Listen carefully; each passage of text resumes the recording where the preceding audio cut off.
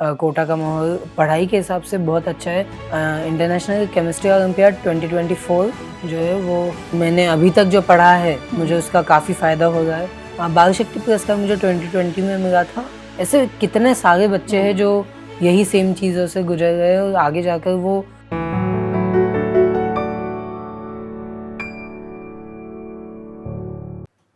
Hello students, नमस्कार। मैं हूं आपके साथ ज्योति पुष्पेंद्र सिंह।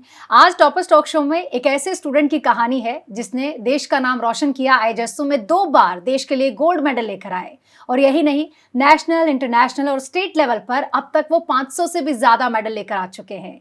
जेईई मेंस में 65th रैंक हासिल की और देश के टफेस्ट एग्जाम जेईई एडवांस 2025 में वो 8th रैंक लेकर आए हैं। और अपने आप में कई अचीवमेंट हासिल करने के बाद हर किसी स्टूडेंट का सपना आईआईटी होता है, पर देवेश पंकज भैया जो आज स्टूडियो में मौजूद है, उनका सपना एमआईटी जाना था। सिलेक्शन हो चुका है और निश्चित तौर पे बहुत जल्द वो एमआईटी के साथ अपने आगे के भविष्य की तैयारी करेंगे। तो चलिए बिना देर किए मैं वेलकम करती हूँ देवेश पंकज भैया का। बहुत बहुत स्वागत है।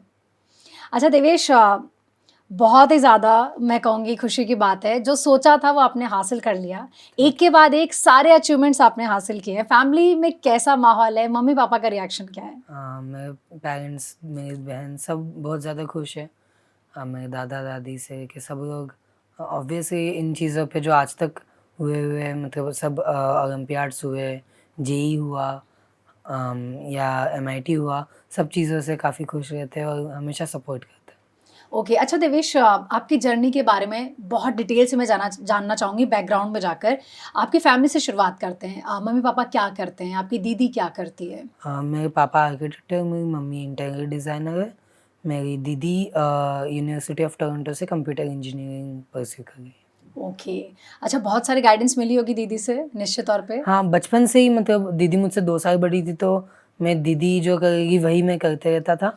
तो मुझे उस वजह से काफ़ी फ़ायदा मिला और मैं मतलब अच्छे से पढ़ते गया उस वजह से। अच्छा, मुझे याद है जेईई मेंस के समय जब मैं आपकी मम्मी से मिली थी तो उन्होंने बताया था कि घर में हर तरफ मेडल ही मेडल रखे हुए हैं।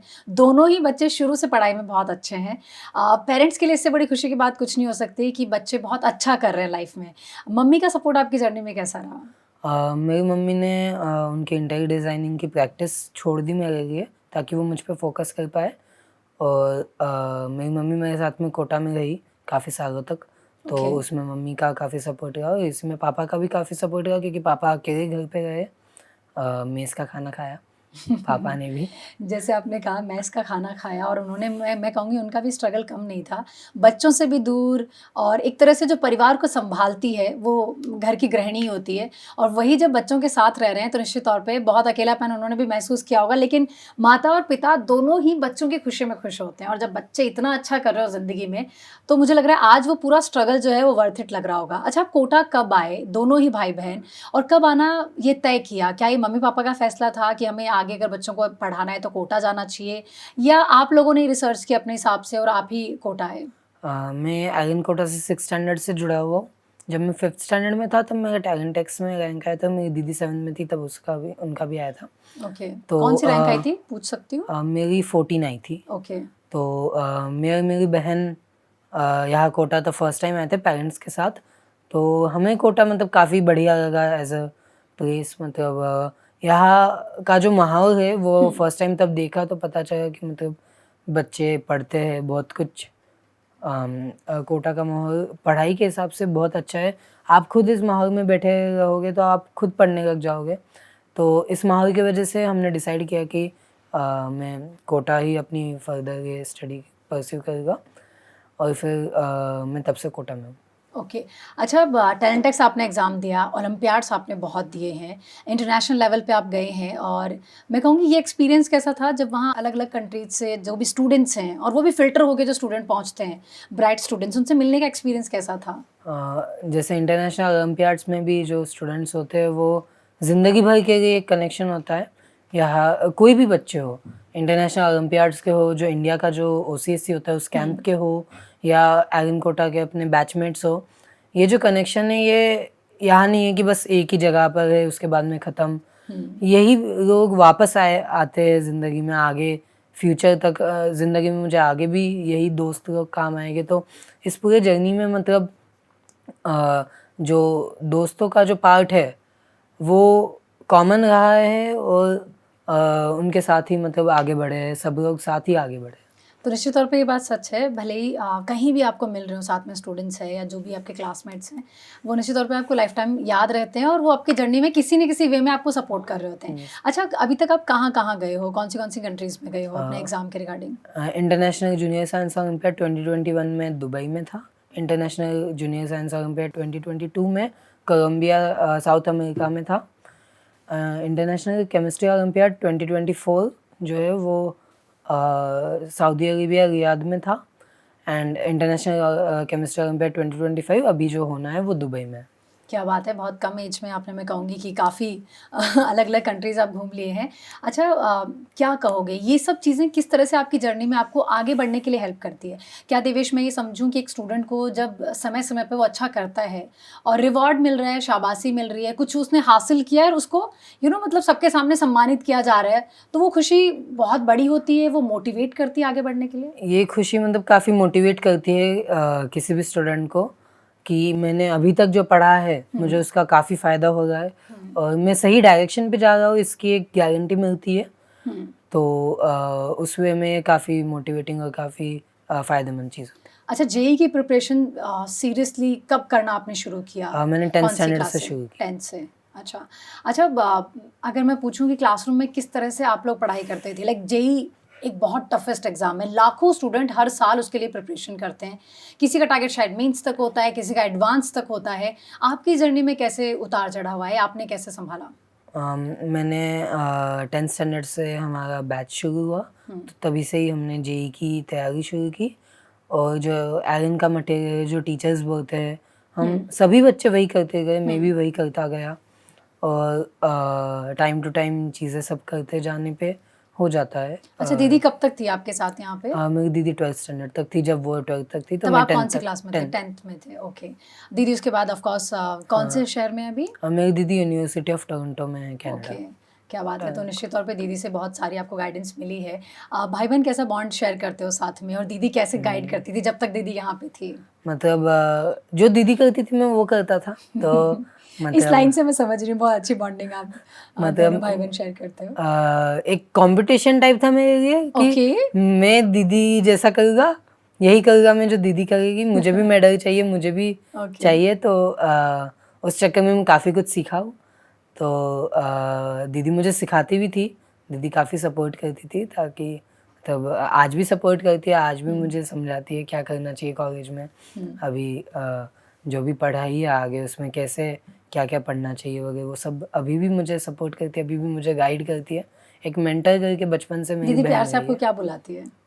देबू, जो घर पे देबू। देबू। अच्छा, एक चीज़ और, बीच में आई थिंक जब कोविड का समय था, तो आप दोनों भाई बहनों ने आई थिंक एक मुहिम शुरू की थी स्टूडेंट्स को पढ़ाने के लिए, काफ़ी कुछ कोशिश करी आप लोगों ने, और आई थिंक प्रधानमंत्री से भी आपको सम्मानित किया गया था। क्या अवार्ड था वो? बाल शक्ति पुरस्कार मुझे 2020 में मिला था, जनवरी में।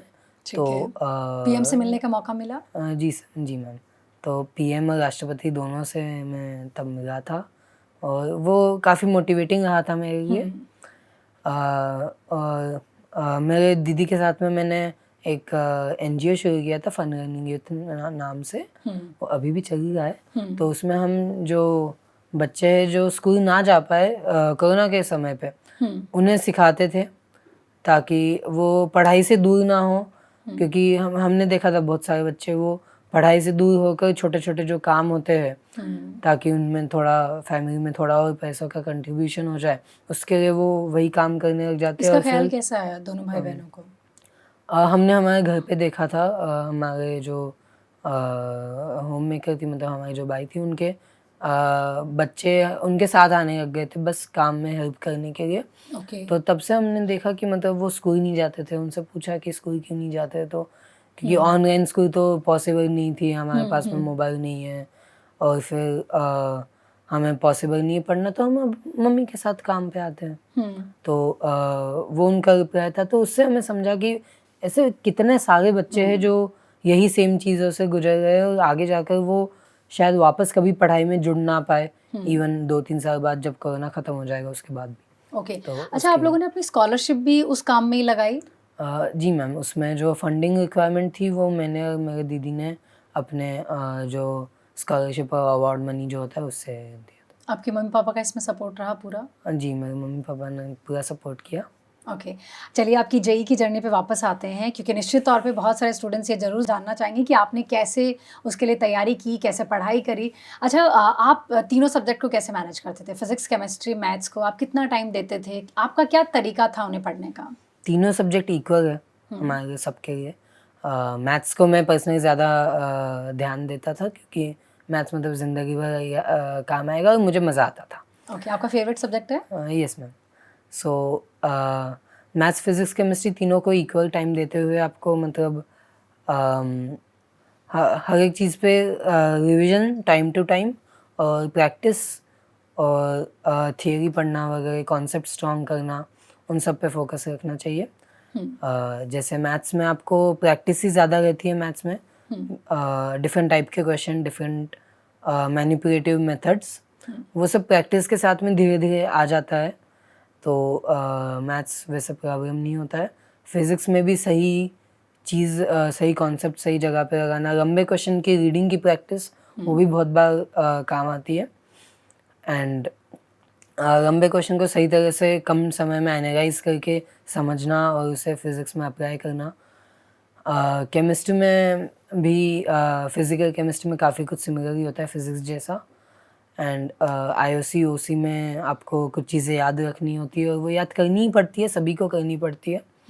और वो धीरे धीरे हो जाती है, सबसे हो जाती है, आपको बस टाइम और एनर्जी देनी पड़ेगी उस पर। ओके। एंड ओसी में भी आपको कॉन्सेप्ट सीखने पड़ेंगे और स्टार्टिंग में ऐसा लगता है कि ये बिल्कुल ही नई चीज़ है क्योंकि सब्जेक्ट आपके लिए बिल्कुल नया होता है। जैसे ऑर्गेनिक केमिस्ट्री स्पेसिफिकली आपके लिए सब्जेक्ट बिल्कुल नया होता है। आपको मतलब जैसे हेक्सागन बनाना भी नहीं आता है ढंग से और आप रोज उसी चीज़ से झेल रहे हो, तो उसकी प्रैक्टिस होते होते धीरे धीरे आप उसमें मास्टर बन जाते हो। तो स्टार्टिंग में भले ही कम आता है लेकिन आगे आपके लिए एकदम फ्रेंडली हो जाता है वो सब्जेक्ट। ओके। अच्छा देवेश, इस जर्नी में कभी बैकलॉग रहा है आपका किसी भी वजह से, और अगर रहा है तो फिर आपका क्या बहुत वे है बार। उसे कवर करने का? मतलब बैकलॉग तो बहुत बार होता है। हम्म। मतलब कहीं बीमार हो जाओ या कहीं चली जा रहे, या इवन क्लास में बस चल रहा है, मैं एकदम अपना बेस्ट कर रहा हूँ लेकिन तब भी एक्स्ट्रा काम में मेरा रह गया, तो ऐसा बैकलॉग रहता है, बहुत बार रहता है, कोई बड़ी बात नहीं है।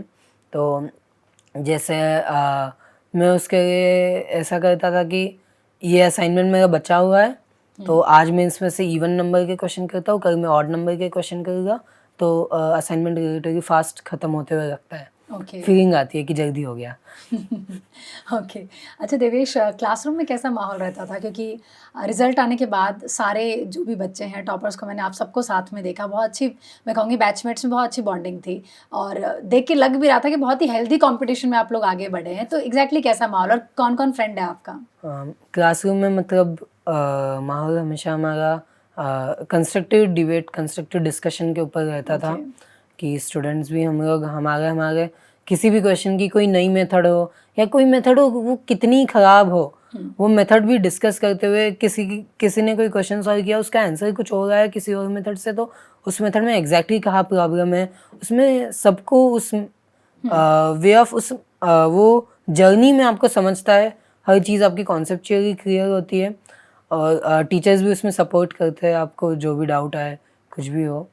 तो मेरे क्लास में मतलब ऐसे कंस्ट्रक्टिव डिस्कशन काफ़ी होते थे, उसके वजह से काफ़ी कुछ सीखने मिला, कॉन्सेप्ट ज़्यादा जल्दी एनालाइज हुए, टीचर्स को डायरेक्ट पूछने की जगह पे दोस्तों को पूछ लिया, तो उससे और एक चीज़ समझ में आई कि दोस्त ने ये वाली गलती की है तो हम गलतियाँ कम करेंगे, फिर वो वाली नहीं करेंगे।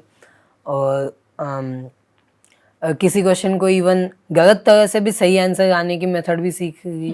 क्या कोई ऐसा स्टूडेंट था क्लास में, जैसे मूवीज में देखते हैं कि छुप के पढ़ लिया, छुप के ही सब कर लिया, या फिर सब एक दूसरे की वाकई जेन्युइनली हेल्प करते थे? छुपकर कोई कुछ करता नहीं था ऐसा हमारे क्लास में, क्योंकि छुप के करके कोई फायदा नहीं है। ऐसा नहीं है कि सिर्फ आपके क्लास वाले आपके कॉम्पिटिटर, पूरी इंडिया आपकी कंपटीशन है, तो ऐसा कुछ नहीं है कि आप क्लास में नहीं बताओगे तो आपका रैंक एकदम 100 से ऊपर हो जाएगा। कोई फर्क नहीं पड़ेगा, आपको उल्टा सीखने मिलेगा। आप बताओगे तो हो सकता है आपके मेथड में भी कुछ उस पर आपको फीडबैक मिले, आपको समझे, उसमें भी कोई नई चीज़ मिले, आपको बाकी बच्चे भी अपनी मेथड्स बताएंगे, उससे भी समझेगा। तो कंस्ट्रक्टिव डिबेट्स और ये चीज़ें काफ़ी हेल्प करती हैं। अच्छा, जैसे मैंने बाकी जब इंटरव्यू लिए थे, जो भी इस बार बहुत अच्छी रैंक लेकर आए हैं आपके क्लास में, आपके बैच में इवन, तो अधिकतर का कहना था कि हम लोग एक व्हाट्सएप ग्रुप पे भी थे, जहाँ पे भी हम लोग जैसे मुझे डाउट आया मैंने शेयर कर दिया, देवेश को आया उसने शेयर कर दिया, तो सबके डाउट्स कई बार वहाँ क्लियर हो जाते थे, नहीं होते तो फिर हम क्लास में करते थे या डाउट काउंटर पे करते थे, लेकिन अधिकतर बार ये होता था कि वहीं क्लियर हो जाते थे और उससे पता ये चलता था कि अच्छा मुझे ये डाउट नहीं आया है, लेकिन अगर आता तो एग्जैक्टली इसका ये सॉल्यूशन होता। तो वो सब चीज़ें भी हेल्प करती है। यस, वो बहुत ज़्यादा हेल्प करते हैं, क्योंकि आपका कम टाइम में आपको ज़्यादा चीज़ें मिल जाती है करने। आप बाकियों के भी डाउट्स देख रहे हो तो उससे आपको किसी बच्चे ने उस एक मेथड करते हुए, एक क्वेश्चन करते हुए 5 मिनट लगाए, आपको वो 30 सेकंड में समझ गया कि इसने क्या किया और क्या गलती है, तो आप भी वो चीज़ सीख कर खुद को इम्प्रूव कर सकते हैं। अच्छा देवेश, सोशल मीडिया के बारे में, फ़ोन के बारे में आपका क्या ख्याल है? आपने कितना यूज़ किया था और किस तरह से आपने प्लान किया हुआ था कि अगर मुझे ज़रूरी भी है तो मैं कितना फ़ोन यूज़ करूँगा? क्या खुद को बहुत रोक के रखा था, मम्मी को बोला हुआ था? एग्जैक्टली आप क्या करते थे सोशल मीडिया से दूर रहने के लिए? मैं खुद का तो कुछ नहीं था, मैं मम्मी के मोबाइल पे मेनली सब फ़ोन चीज़ें नहीं करता आपके था। पास? फ़ोन था, ऐसी बात नहीं है, वो फ़ोन बट ऐसा था कि बस वो पड़ा रहता था, मोस्टली चार्जिंग नहीं रहती थी, कुछ नहीं रहता था। उस पे कोई फ़ोन भी करता है तो पता नहीं वो कभी 2 दिन बाद में वापस में मिस कॉल चेक करता था। तो मैं मम्मी के ही मोबाइल से ज़्यादातर करता था, उसमें हमारे व्हाट्सएप ग्रुप सब उसी में ही थे। तो ऐसा है कि आपको व्हाट्सएप वगैरह जो है टीचर्स से, दोस्तों से डाउट पूछने या इनमें काम आता है, ज़रूर काम आता है। तो सोशल मीडिया बिल्कुल ज़ीरो तो पॉसिबल नहीं है, बट बाकी चीज़ें जो है जो टाइम कंज्यूमिंग होती है, यूट्यूब शॉर्ट्स हो गए वगैरह, यूट्यूब पे वीडियोस हो गए, वो सब आपका टाइम फालतू में ले जाती है। ऐसी चीज़ें आपको अवॉइड करनी चाहिए। मैंने भी अवॉइड ही की थी। मैं सोशल मीडिया में, बाकी सोशल मीडिया पे था नहीं, तो एज सच वो पॉइंट नहीं बनता है। ओके। सो मतलब इन जनरल सभी बच्चे उसे अवॉइड करने की कोशिश करते ही है और करनी भी चाहिए। एंड सेल्फ खुद से ही वो अंदर से फीलिंग आनी चाहिए कि मुझे नहीं करना है ये यूज़, क्योंकि मुझे पता है कि वो गलत हो रहा है। मतलब मोस्टली ऐसा होता है कि आपको पता है यहाँ पे कुआं है, आप उसमें जाकर नहीं कूदना है, तो बस खुद को रोकना है कुएं में कूदने से। सिंपल। तो समझ गए होंगे आप कि कुएं में कूदने से खुद को रोकना है, क्योंकि आपको पता है कि वहाँ पे कुआं है। देवेश, वाकई बहुत कुछ सीखने को आपसे मिल रहा है और उम्मीद करती हूँ जो भी जेईई के स्टूडेंट्स हैं उन्हें एग्जैक्टली ये पता चलेगा कि देवेश ने ऐसा क्या किया है। अच्छा देवेश, मॉक टेस्ट और मेजर टेस्ट आपने बहुत दिए होंगे, इसके बारे में क्या कहेंगे? कैसे ये आपको प्रिपेयर करते हैं उस मेन डे के लिए, जिस दिन आपका एग्ज़ाम एग्जैक्टली होना है, एग्ज़ाम हॉल में आप बैठने वाले हो? क्या कुछ चीज़ें पहले ही क्लियर हो जाती है मॉक टेस्ट के थ्रू? मॉक टेस्ट जो है वो जैसे आयरन में भी पहले 3-3 हफ्तों के गैप्स में होती है, तो वो आपके कॉन्सेप्ट चेक करती है, आपको कंप्यूटर सेंटर पे कैसा एक्सपीरियंस होता है वो आपको बताती है। सेंटर पे कुछ भी हो सकता है, वो भी आपको, मतलब जैसे मेरे फाइनल जेईई के दिन के सेंटर पर हमारा काफ़ी सारे टेक्निकल ग्लिचेस आए, तो मैंने पेपर 11 to 2 किया फर्स्ट पेपर, और सेकंड पेपर 440 to 740, और बीच में ब्रेक में हमें बाहर नहीं जाने दिया क्योंकि कुछ रीजंस थे उनके। तो कुछ भी प्रेडिक्ट नहीं कर सकते हो? कुछ मतलब इन जनरल तो 9 to 12, 2:30 to 5:30 होता ही है, बट आपका काफ़ी रेयर सिचुएशन भी आ सकता है, उसके अंदर आपको कूल एंड काम कैसे रखना, ये मॉक टेस्ट काफ़ी हेल्प करता है। और मॉक टेस्ट से मतलब आपको अपनी सिली मिस्टेक एग्जैक्टली कहाँ पे हो रही है, आपको किस ऑर्डर में पेपर सॉल्व करना है, पहले केमिस्ट्री करे, पहले मैथ्स करे। जैसे मैं पहले मैथ्स से शुरू करता था क्योंकि मुझे कॉन्फिडेंस था कि हो जाएगा। अच्छा, मैथ्स में मैं अच्छा हूँ तो मैं पहले मैथ करूँगा। मैं पहले मैथ्स कर लेता था, फिर केमिस्ट्री करता था, फिर फिजिक्स करता था।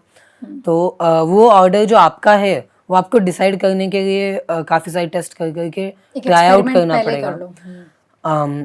और जैसे पेपर के अंदर इवन जैसे मान लो मैथ्स हार्ड आ गया, तो सब्जेक्ट स्विच करने में बिल्कुल भी शर्माना नहीं चाहिए, वो भी आपको टाइम पे फ्लेक्सिबिलिटी रखनी पड़ेगी। तो ये जो सब एक्सपीरियंसेस है ये आपको टेस्ट दे दे कर ही आएंगे, मॉक टेस्ट और ये एंड जो फाइनल जो पेपर के अंदर जो टेम्परामेंट आपका ठीक रखना है उसके लिए काफ़ी मदद करते हैं। ओके। अच्छा, एक चीज़ और मैं पूछना चाहूँगी, क्योंकि इस बार जितने भी बच्चों से मैंने पूछा कि कितने घंटे आपने पढ़ाई की, तो सबका एक नया जो हमें टॉपर्स में सुनने को मिला कि लगातार हमने पढ़ाई नहीं की।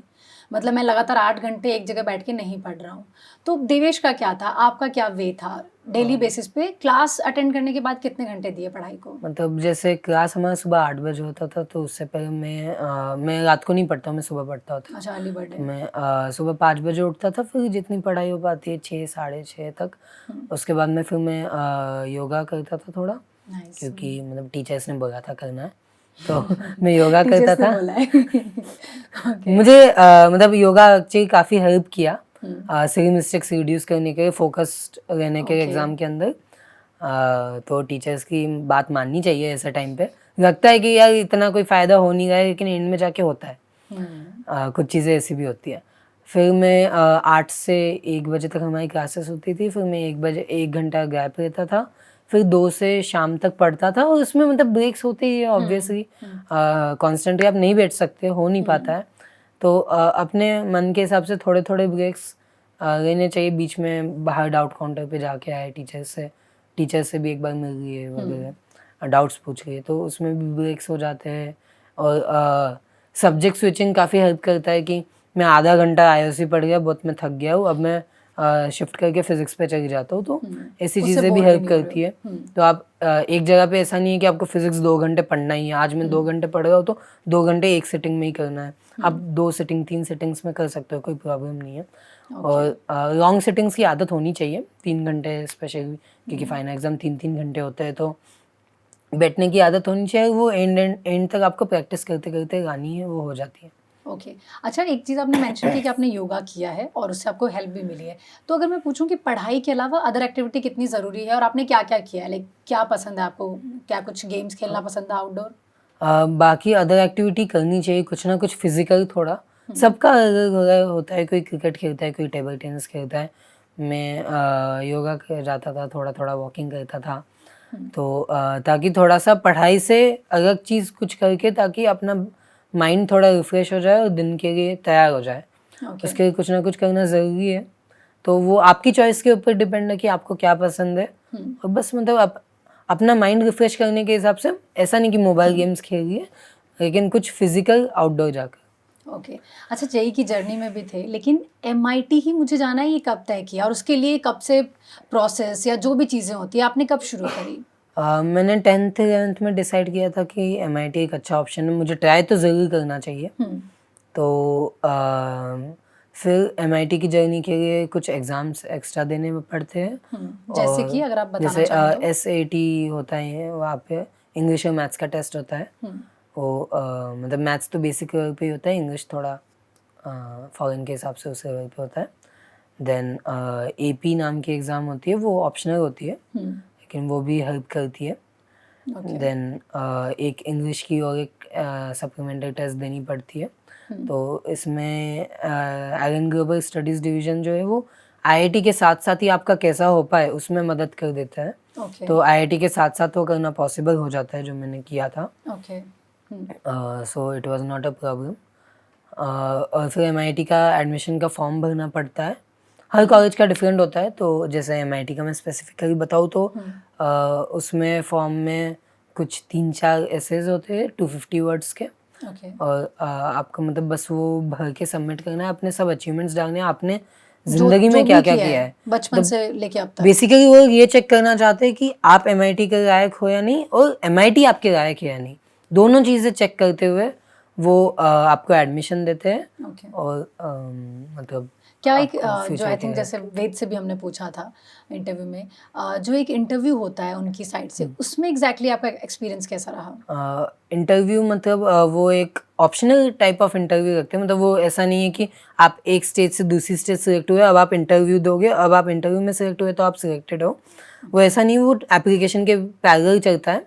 हुँ, तो वो जो इंटरव्यू है वो 30-40 मिनट्स कैजुअल कन्वर्सेशन होता है, नॉन टेक्निकल होता है। आपको कोई मैथ्स के सवाल नहीं पूछेंगे, कुछ नहीं पूछेंगे। बहुत आपको बस कैजुअल। आपके बारे में पूछेंगे, हुँ, आपकी स्कूल के बारे में पूछेंगे, आपकी लाइफ के बारे में पूछेंगे, आपने क्या-क्या किया है। इंटरव्यूअर को भी पता नहीं है आप कौन हो, आपने उन्होंने भी आपका कोई एडमिशन का जो एसेस आपने भेजे हैं वो नहीं पढ़े हैं। इंटरव्यूअर भी आपके लिए एकदम नया है, इंटरव्यूअर बस जानना चाहता है आप कौन हो, और फिर वो ओवरऑल आपके पर्सनालिटी और सबको देखते हुए एक नोट बना के, एक ऐसे बना के MIT को बताते हैं। ओके, तो आपको पहले से कॉन्फिडेंस था क्या कि MIT में सिलेक्शन हो जाएगा? क्योंकि अभी हम देख रहे हैं कि जैसे मैं एलन में भी देख रही हूँ बहुत सारे स्टूडेंट्स का अब रुख ज़्यादा हो रहा है MIT की तरफ, जैसे अभी रिसेंट में वेद का भी सिलेक्शन हुआ है, अभी आपका भी हुआ है। तो ऐसा कुछ ये नहीं होता है कि होने ही वाला है मेरा या कुछ, एक होप होती है, हो जाए तो अच्छा है, नहीं तो IIT भी बढ़िया है, बेस्ट है, इंडिया में बेस्ट है, हमारा बहुत अच्छा कॉलेज है। ओके, तो अच्छा देवेश, अभी रिजल्ट आने के बाद जो स्टारडम मिल रही है उसे कैसे एंजॉय कर रहे हो? जैसे रिजल्ट आने के जस्ट बाद हमने देखा कि जो प्रेस कॉन्फ्रेंस भी हुई, उसके बाद इतने सारे मीडिया वाले इन्फ्लुएंसर्स जो थे वो आप लोगों से इंटरेक्ट कर रहे थे, ये सब चीज़ें एंजॉय कर रहे हो? मतलब थोड़ा थोड़ा ऐसा मुझे ज़्यादा पसंद नहीं है कैमरे के सामने ज़्यादा देर बोलना और सब, तो तब तो फिर आज मैंने इतना बहुत नहीं बड़ा काम किया है कि आपको इतनी देर से यहाँ बैठा के रखा है।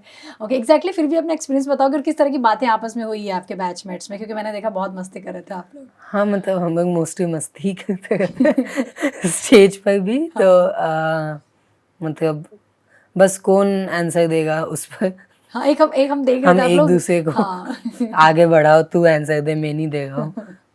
तो ओके, सिंपल, अच्छा, ये दोस्ती हमेशा रहेगी? जो भी साथी आपके यहाँ थे आपके होपफुली क्लास में? हमेशा रहेगी मैम, ओके, होपफुली रहनी तो चाहिए। ओके, अच्छा चलिए, बहुत बहुत शुक्रिया, वाकई बहुत मज़ा आया। और चलिए एक चीज़ और पूछना चाहूँगी, आई थिंक बहुत सारे क्लासरूम्स में अभी आप लोग जा रहे हो, जो भी आपके फैकल्टीज़ आपको लेकर जा रहे हैं, तो जो भी आपके जूनियर्स हैं जिनका नेक्स्ट ईयर जेई को लेकर टारगेट है, वो एग्जैक्टली किस तरह के क्वेश्चंस आप लोगों से पूछ रहे हैं? मोस्टली क्या क्वेश्चंस होते हैं? मतलब क्वेश्चंस उस टाइप के होते हैं कि बैकलॉग है, क्या करना चाहिए, और मतलब टेस्ट में कम मार्क्स आ गए, क्या करना चाहिए। तो जैसे टेस्ट में अगर कम मार्क्स आ गए तो सबके आते हैं, मेरे भी आए हैं। आपका एक्यूरेसी लेवल जो है स्टार्टिंग में कम रहेगा, क्योंकि आपने टॉपिक नया पढ़ा है, आपको अभी अभी आप बस उससे समझने की कोशिश कर रहे हो। ऐसे चीज़ पे अगर आप बोलोगे कि मुझे फुल मार्क्स लाने हैं, तो वो पॉसिबल नहीं है। आपको स्टार्टिंग में बस टॉपिक अच्छे से समझते हुए टेस्ट देना है, टेस्ट में आपका खुद का थोड़ा एनालिसिस करना है, आपका एग्जैक्टली किस वजह से प्रॉब्लम हुआ, कि मुझे कॉन्सेप्ट नहीं पता है, मेरी प्रैक्टिस कम थी, या मैं सिली मिस्टेक ज़्यादा कर रहा हूँ, मुझे सब आता था लेकिन मैंने पेपर में पता नहीं, मैं कुछ और ही सोच रहा था, या क्या मैं क्वेश्चन का मीनिंग गलत समझ रहा था। तो इन चीज़ों पे एनालाइज करते हुए आपको आगे बढ़ना चाहिए। और टेस्ट के रिजल्ट कम आए तो दुखी नहीं होना चाहिए, उल्टा खुशी की बात है कि बहुत कुछ सीखने मिल गया। और मतलब आपका एक्यूरेसी लेवल जो है वो एक बार आपने सिलेबस कंप्लीट किया कि उसके बाद में खुद अचानक से बढ़ता है। आपको स्पेशल मेहनत नहीं करने की ज़रूरत है, बस आपको जो करना है वो लगन के साथ करें तो हो ओके, अच्छा देवेश, कोई अगर फनी क्वेश्चन बताना चाहोगे जो क्लासरूम में किसी ने आपसे पूछा हो? फनी क्वेश्चन तो मैम ऐसा सच ऐसा याद नहीं कुछ है, तो होगा देवेश, डेफिनेटली कुछ तो होगा। मतलब नहीं। ओके, चलिए देवेश, बहुत बहुत शुक्रिया हमारे साथ यहाँ आने के लिए और अपनी पूरी जर्नी साझा करने के लिए। वैसे बहुत कुछ है जो मैं सच कहूँ तो पूछा जा सकता है आपसे वाकई, क्योंकि बहुत कुछ आपने अचीव किया है। आगे का क्या विज़न है? MIT में जाकर किस में आगे परस्यू करने वाले हो अपना आगे का भविष्य? अभी MIT में जाके फर्स्ट ईयर के बाद में सेकेंड ईयर से आपको मेजर चूज़ करना होता है। तो फर्स्ट ईयर सबका कॉमन होता है, और वो फ्लेक्सिबिलिटी देते हैं कि आप सब चीज़ें देखकर, सोचकर, समझकर आप अपना फ्यूचर डिसाइड करें। तो सेकेंड ईयर से डिसाइड करेंगे क्या मेजर है, और मेरा प्लान अभी ये है कि मैं 4 साल के बाद में एक अच्छी डिग्री लेकर रिटर्न इंडिया आऊँ और इंडिया में ही कुछ बढ़िया शुरू करूँ। मैं और एक चीज़ कहना चाहूँगा कि कोटा के बारे में ऐसा है कि आपने जो सुना होगा ये न्यूज़ में और सब जगहों पे, उसके जगह पे बस एक बार खुद आकर कोटा को देख कर जाइए, कोटा को महसूस करके जाइए। क्योंकि मैं इतने सालों से रह रहा हूँ यहाँ पे, मुझे आज तक कभी ऐसी कोई फीलिंग नहीं आई कि कोटा बुरा शहर है या कुछ। मुझे तो कोटा के इंडिया का बेस्ट शहर लगता है, कि घूमने के लिए बढ़िया है, सब बढ़िया शहर है। तो मैं बस कहना चाहूँगा कि खुद आकर एक बार महसूस करके जाए। तो स्टूडेंट देख लीजिए, ये सवाल मैंने देवेश से पूछा भी नहीं था, ये अपना ऑनेस्ट रिव्यू आपके साथ शेयर कर रहे हैं और बहुत बहुत शुक्रिया वाकई कोटा के लिए कहने के लिए। और बहुत सारे स्टूडेंट से भी हम सुनते हैं कि कोटा एक इमोशन की तरह है। तो देवेश, जो आपने कहा, जो भी स्टूडेंट कोटा आना चाहता है निश्चित तौर पर ये इंटरव्यू देख के आप बहुत कुछ सीख सकते हैं। तो चलिए फिलहाल मुझे इजाज़त दीजिए, नमस्कार।